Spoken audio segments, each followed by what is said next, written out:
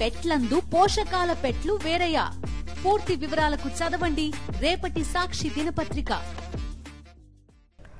ప్రస్తుతం అక్కడ కూల్చివేతలు ఏ విధంగా కొనసాగుతున్నాయనేది మరింత సమాచారం మా ప్రతినిధి శేఖర్ అందిస్తారు. శేఖర్, హరిత, ఉదయం నుంచి ఎన్కన్వెన్షన్ హాల్కు సంబంధించినటువంటి కూల్చివేత జరుగుతూ ఉంది. అయితే ఈ వివాదం ఇప్పుడు కొత్త కాదు, 2014 నుంచి ఉంది. ఇప్పుడు ఉన్నటువంటి ముఖ్యమంత్రి అప్పటి టీడీపీ ఎమ్మెల్యేగా రేవంత్ రెడ్డి ఉన్నారు. ఆయన అప్పుడే అబ్జెక్షన్ వ్యక్తం చేశారు. ఇన్కన్వెన్షన్ హాల్ ఆక్రమ భూమిలో ఆక్రమించి కట్టారు, 10 ఎకరాల వరకు ఆక్రమించారు అంటూ అప్పుడు చెప్పారు. అయితే ఆ సందర్భంలో అధికారులు సర్వే చేశారు. సర్వే చేసినటువంటి విషయంలో భాగంగా కొన్ని వివరాలు బయటకు వచ్చాయి. అందులో భాగంగా మొత్తం ఆ చెరువు అంతా కూడా 29 ఎకరాల చెరువు ఉంది. ఈ ఎన్కన్వెన్షన్ హాల్ ఎఫ్టీఎల్ లెవెల్లో ఒక ఎకరానికి పైచిలకు ఎకరంన్నర వరకు ఎఫ్టీఎల్ లెవెల్లో నిర్మాణం ఉంటే 2 ఎకరాల వరకు కూడా బఫర్ జోన్లో నిర్మించినట్లు, మొత్తం 3.30 గుంటల వరకు కూడా ఈ బఫర్ జోన్ ఎఫ్టీఎల్కి సంబంధించినటువంటి జోన్లోనే కట్టడం జరిగింది. అది ఆక్రమిత భూమి అంటూ అధికారులు తేల్చారు.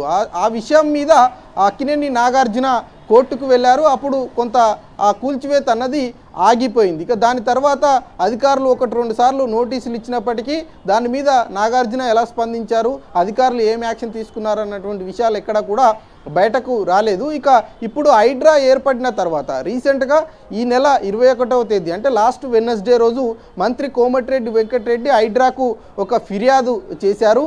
ఆ ఇన్కన్వెన్షన్ హాల్ ఎఫ్టీఎల్ బఫర్ జోన్లో మేము గూగుల్ మ్యాప్ ద్వారా కావచ్చు, అట్లాగే ఎఫ్టీఎల్కి సంబంధించినటువంటి దాంట్లో మేము చెక్ చేసినప్పుడు అది ఆక్రమిత భూమిగా తేలింది. దాని మీద వెంటనే యాక్షన్ తీసుకోవాలంటూ రంగనాథ్కు లేఖ రాశారు మంత్రి కోమటిరెడ్డి వెంకటరెడ్డి. దాని మీద రంగనాథ్ వెంటనే విచారణ చేశారు. ఈరోజు ఉదయం నుంచి దాన్ని కూల్చివేత కూడా ప్రారంభించారు. కూల్చివేత ఆల్మోస్ట్ ఆల్ అయిపోయిందని చెప్పుకోవచ్చు. అయితే దీని మీద అధికారికంగా మాత్రం హైడ్రా కమిషనర్ రంగనాథ్ ఇప్పటివరకు స్పందించలేదు.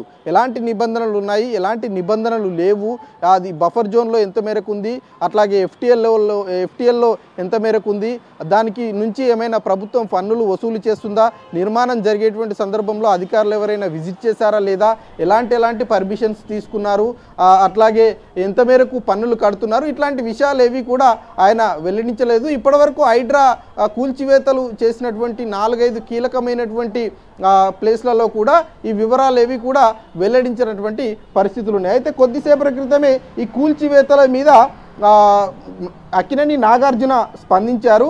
దాని మీద ఏం స్పందించారంటే స్టే ఆర్డర్లు అట్లాగే కోర్టు కేసులకు విరుద్ధంగా ఎన్కన్వెన్షన్ హాల్కు సంబంధించినటువంటి కూల్చివేతలు చేపట్టడం చాలా బాధాకరం అంటూ అక్కినేని నాగార్జున స్పందించారు.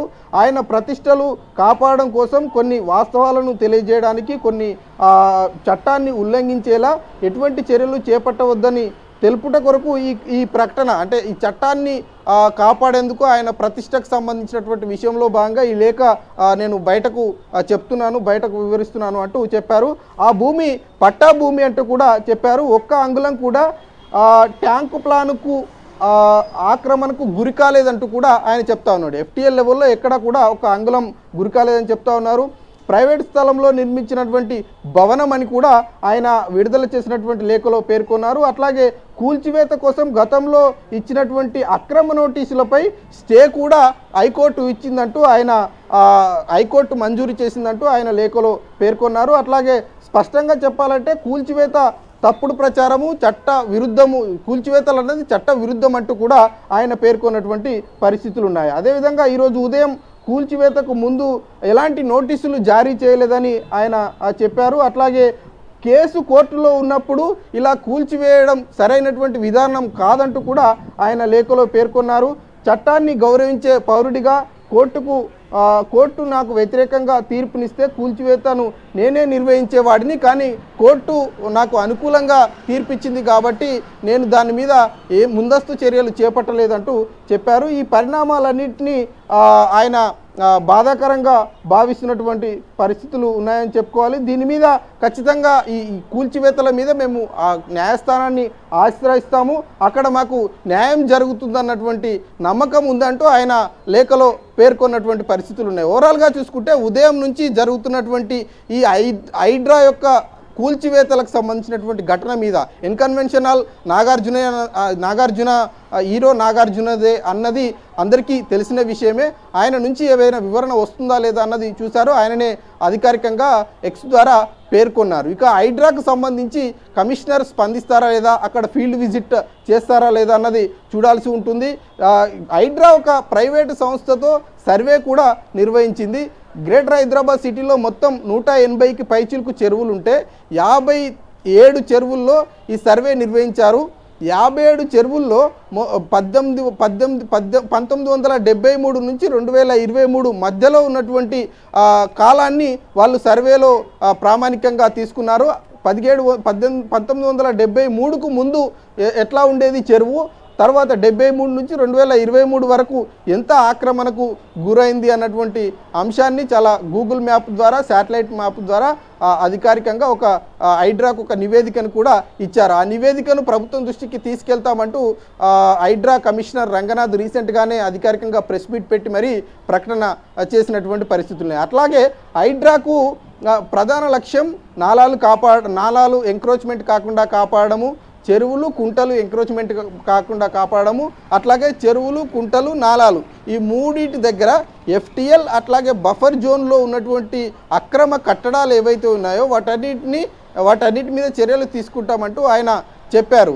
అయితే మొదటగా ఫిర్యాదులు ఏవైతే వచ్చాయో వాటిని ప్రామాణికంగా తీసుకుంటాము, వాటి మీద చర్యలు తీసుకున్న తర్వాత మిగతా యాక్షన్ ప్లాన్ అంతా కూడా రాబోయేటువంటి రోజుల్లో అమలు చేస్తామంటూ ఆయన చెప్పారు. ఇప్పుడు ఇన్కన్వెన్షన్ హాల్ మీద ఫిర్యాదు చేసింది మంత్రి కోమటిరెడ్డి వెంకటరెడ్డి. ఆ ఇన్కన్వెన్షన్ హాల్ ఇప్పుడు కట్టింది కాదు, ఏళ్లకు ముందే కట్టినటువంటి ఇన్కన్వెన్షన్ హాల్. దాని నుంచి ప్రభుత్వం ఎంత మేరకు పన్నుల రూపంలో డబ్బులు వసూలు చేసుకుంటుంది అన్నది కూడా అధికారులు స్పష్టం చేయాల్సి ఉంటుంది. గతంలో చాలా పెద్ద సెలబ్రిటీల యొక్క వెడ్డింగ్ కార్యక్రమాలు కావచ్చు, ఇతర కార్యక్రమాలు శుభకార్యాలన్నీ కూడా అక్కడ జరుగుతూ ఉంటాయి. మాజీ ముఖ్యమంత్రులు అక్కడికి వెళ్ళారు, ప్రజెంట్ ఉన్నటువంటి ముఖ్యమంత్రులు కూడా అక్కడికి వెళ్ళి కార్యక్రమాల్లో పాల్గొన్నటువంటి పరిస్థితులు ఉంటాయి. కాబట్టి నాగార్జున ఇచ్చినటువంటి స్టేట్మెంట్ మీద ప్రభుత్వం ఏమైనా స్పందిస్తుందా లేదా అన్నది కూడా చూడాల్సినటువంటి అంశమే. అట్లాగే కూల్చివేతకు సంబంధించినటువంటి విషయం మీద హైడ్రా అధికారికంగా ఏమైనా స్పందిస్తుందా లేదా అన్నది కూడా చూడాల్సి ఉంటుంది. హరిత.